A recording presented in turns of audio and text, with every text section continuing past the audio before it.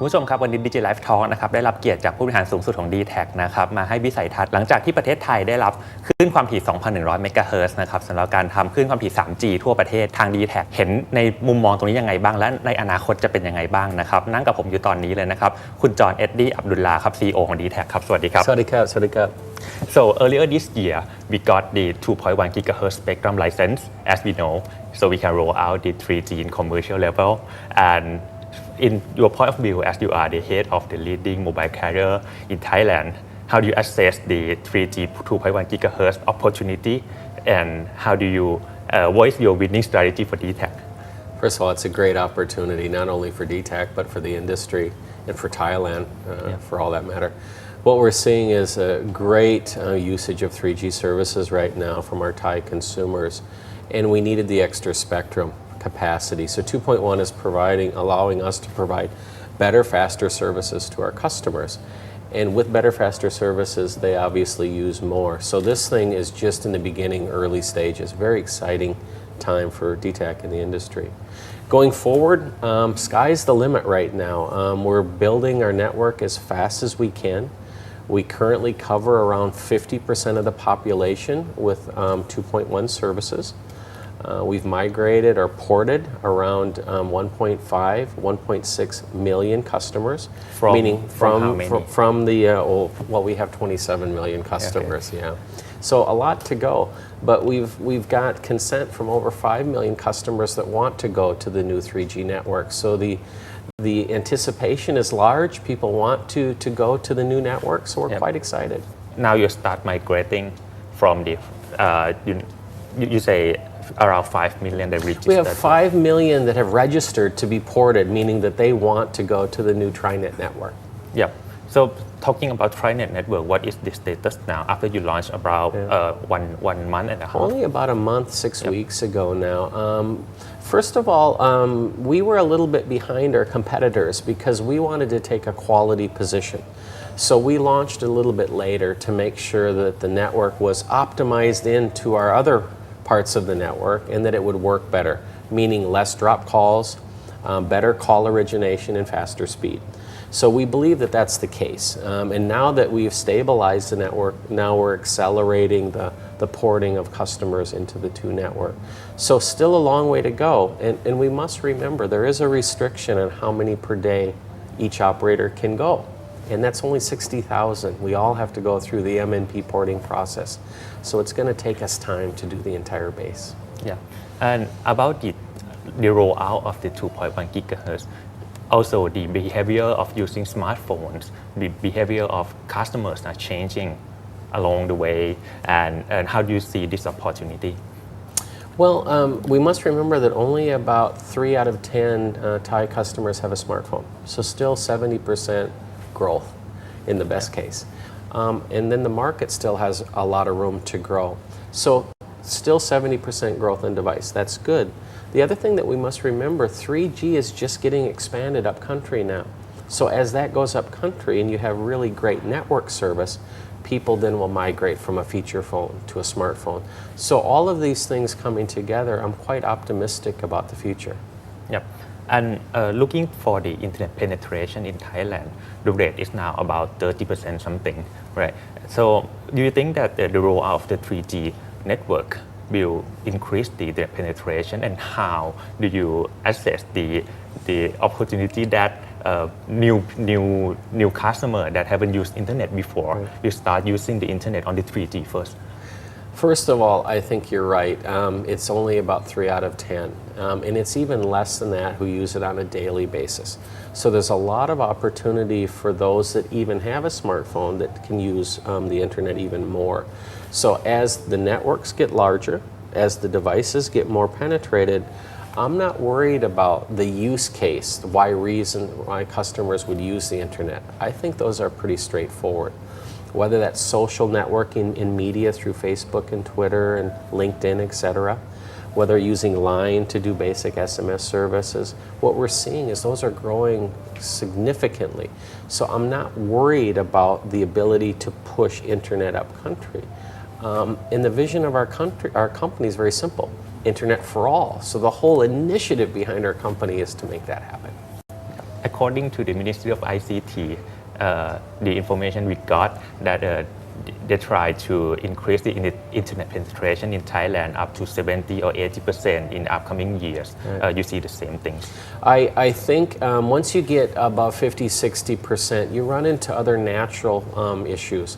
It's the affordability up country, the ability to get a smartphone into more of the cost restrictive segments. So it gets a bit harder, but I think there's so much pressure right now in the industry and there's so much money being spent that it can really happen. The key issue, we must get the device price down. We have to lower that barrier to entry. And one example that we're using is we launched our own TriNet phone, a very economical 3G device, 2.1 device, at an affordable cost. And then we put a service package behind it that's very attractive so that we can address those customers that have more restricted wallets. So that's the key. I think the government's initiative and desire is great. It has a huge impact on the country and the ability to grow GDP. It's good for business, education. It's all coming together. I think it's possible. Yeah. Talking about the device pricing, that you think that right now the pricing of each device in the market is at the right point already? It's coming down. We're seeing continued trends down, and that's good. I haven't seen where it plateaus and we're not able to get it down to another low number. And the reason that's happening is Thailand's later in the rollout. Yep. So there's huge worldwide volume right now in 3G devices, which is helping to take the cost down. I think there's still room for improvement. Example, our basic 2.1 device now is around 1,500 baht. And then for a mid-range smartphone, 2,600 baht. So we're trying to get it down. I think if we can get it below 2,000 baht for a smartphone, that's a really large segment too. Yeah. So that's one of your goals, right? I think it should be not only the goal for dtac, but it should be the goal of the phone manufacturers and everyone in the country. We have to get the device price down to penetrate up country. I see.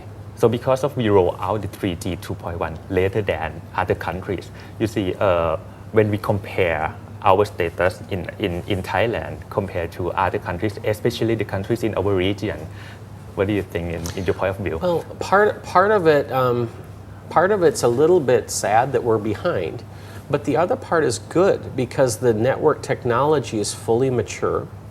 The devices are lower cost. The applications and the services are more developed. Yep. So technically, Thailand can grow faster now and overtake. I see. So I'm not worried. What we have to do is get those networks built. I think we have the potential to overtake our regional partner, our countries. It's really up to our ability to price it properly and make sure that there's use cases, things that people want, services that are relevant. If we can do that, I think we can catch up and potentially go over. Yeah. This means we don't have to go trial and errors about the technology of the network, right? Exactly. Sometimes the first adopters have to pay a heavy price. I see. They have to buy multiple phones because they don't quite work. The networks have to do many complicated changes and upgrades. Right now, everything that we have is fully mature. So the Thai consumer actually is getting the best of the best the first time, Yep. which is quite unusual. So speaking as today, compared to other countries, where are we now? Still early stages. I think still early stages. As we mentioned before, only 30% penetration of smartphones. Internet 30%, but when you look at mobile access, still a lot of room to grow. And we believe that the first time most Thais get to the internet will be through the phone. And we also believe that most internet access in the future will be through the phone. So there's a lot of room for growth. I wouldn't be too concerned about if. It's just when and Yeah. how fast do we go. And so far, I'm happy with that trend line. So after you grow the 2.1 gigahertz 3G to the point, what's next? Well, I think Thailand has a wonderful opportunity right now, and it's around 4G or LTE, the next technology. And here's the scenario. It's really straightforward. We need more spectrum to launch real 4G services. And what we see worldwide, that's being done in the 1800 megahertz band. Thailand has quite a bit of 1800 megahertz available right now. We know that some of that spectrum is coming out of concession with both True and DPC this year. Now they've got a year extension, but next year we expect an auction. Our concept is simple. What if we take the 25 megahertz that we have that's not being used? DTAC has 50, but 25 is not being used. What if we put that in with that other 25 megahertz? That would make 50 megahertz of spectrum available in a 4G auction. If that happened, Thailand could leapfrog the neighbors and really launch in a big way 4G. It's a great opportunity that we're evaluating. We're working with the minister and the MBTC on the opportunity. Something to keep track of, and hopefully we succeed. So we can expect dtac talking about 4G LTE when next year. Well, it's not a function there. We actually could do it today if we wanted to. We could put 4G in our 2.1 band. But like the competitor, right? Yeah, just like the competitor. That's possible. We could do that today. But we believe that would be like a temporary solution. The big solution and the way to get the full capacity and the excitement out of 4G is to put that in 1800 under a bigger bandwidth. Customers would be shocked at how fast it is. It's extremely fast. It's basically push response. And once you have that experience, it's really remarkable how fast traffic grows. So you're saying that the dtac will do the 4G LTE for sure, but not on 2.1. Still considering. I think we have to see how the market develops. We prefer to put it into 1800 as I mentioned, but if that is not an opportunity for us, we could always consider 2.1.